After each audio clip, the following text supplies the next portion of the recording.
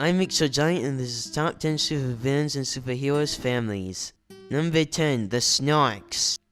Both of the Snarks are villains. And there's Lisa Snark, the Golden Glider, and her brother Captain Cold. Captain Cold always had a rule to never kill. And he wanted to kill the Flash after he thought the Flash killed his sister. But after the Flash restored power to the city, he decided to not kill the Flash, because it also turned back on his sister's hospital. Number 9, Starfire's family. Starfire's oldest sister, Commander, was born sickly so she couldn't rule the kingdom. When Starfire saved her life, Commander tried to kill her, so she was banished from her kingdom and helped the Tamaranians' enemy take over Tamaran. The only reason why the invasion was stopped was so she can torture her sister in exchange for her stopping the invasion. But then, both Starfire and Blackfire was captured by another Tamaran villain. Starfire broke out and took his sister with her. Then her sister tried to kill her again. In New 52, Starfire, his sister, was never born sickly, so she became queen. But then Tamaran was taken over by their enemies. Then their enemies forced Blackfire to give up her sister. When his sister came back, she saved both Tamaran and her sister. She joined the Teen Titans and eventually became a leader of the Teen Titans. Number 7, in Hulk's family. She-Hulk was one of the people who made the Hulk believe in the humankind. She taught the Hulk to love things instead of just hating everything. She gave the Hulk hope for her species. She is a movie star, and she is a good actor. She was given a blood transfusion from her cousin the Hulk, so it gave her Hulk power, but Electra kept her tongue, and she is a part of Hulk and the Agents of Smash. Number 6, the Osborn. After telling his father how much of a monster he was, as Norman Osborn, the Green Goblin, killed Harry Osborn. Number 5, the Parkers. Peter Parker killed the Green Goblin and to save his Aunt May, and revenge for his best friend Harry. His Uncle Ben may have turned him into the hero he is today, but his Aunt May acts like a beacon of hope to him. Number 4, the Zods. He was a part of the Suicide Squad, but then he whipped out the bomb they put in his head, so he defeated the Suicide Squad. And the Suicide Squad stopped him from releasing every prisoner in the Phantom Zone. And a Phantom Zone is a dimension apart from ours where the Kryptonians keep all of their prisoners. But then he worked together with Cyborg Superman to get Superman's Phantom Zone projected so he can free his wife and child from the Phantom Zone. His wife's name is Ursa, and his child's name is Lord Zod. Number 3, the Wilson. Deathstroke was a part of the army, and he got superpowers from a military experiment. Then he was fired from the army. Hive hired him, but then he refused, causing his son to do it and try to defeat the Teen Titans. But the Super Soldier Serum was too much for him. Then he took up the job, causing his other son to help the Teen Titans defeat Deathstroke. He tried to take the Kid Flash's powers. He tried to go back in time and save his son by tricking Wally into running with him when he was wearing an Icon suit, absorbing the Speed Force powers. The Speed Force is what gives the Flashes their powers. But then the original Wally West tried to stop him.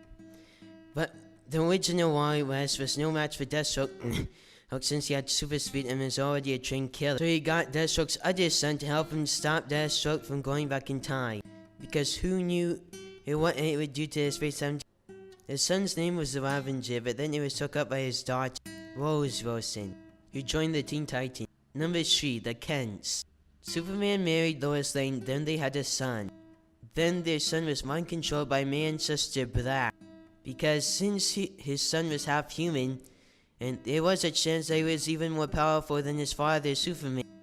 But then his mother, Lois Lane, helped free him from his mind control, and he worked together with an alien friend of his, as then they can combine their powers together to defeat Manchester Black. Then his body was brain dead, and when he tried to get some kids to bring him and smoke, his body was in a cow, then the kids tipped over the cow. Number 2, Raven's family. Her mother married Trigon. A realm of beauty, peace, and tranquility. where needless to say, I did not fit in. And I must have inherited my mom's terrible judgment, because I thought if I found out more about the monster who made me, I'd be able to make sense of myself.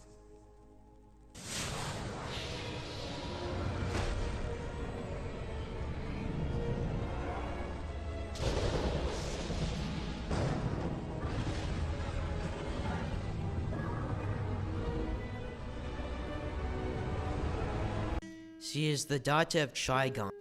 Before I unveil our topic, here's a few honorable mentions.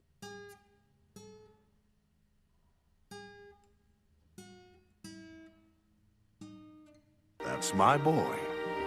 Number 1. Batman's family. Ra's al Ghul left his land to become a doctor in his city. Then he discovered the Lazarus Pit. He used it to heal the prince's son, but the side effects made the prince crazy. So the king didn't admit that his son did the crime, and so he locked Ra's al Ghul in a cage with his wife that the prince killed. The grandson of one of his patients freed him, then he used his knowledge of disease to make the kingdom sick. Then he killed everyone in the kingdom. Then he gave himself a new name called Ra's al Ghul. He wants to save the world by destroying all life on it so he can start over. Then he had a daughter named Talia al Ghul. She was captured by Dr. Dark with 2 eyes. Where she met Batman. She revealed to Batman that she was the daughter of Ra's al Ghul. After defeating a bull, Batman freed Talia from Dr. Dark and tried to get his revenge on him. Dr. Dark incapacitated Batman with gas and tried to kill him with a knife, but then he was shot by Talia and run over by a train.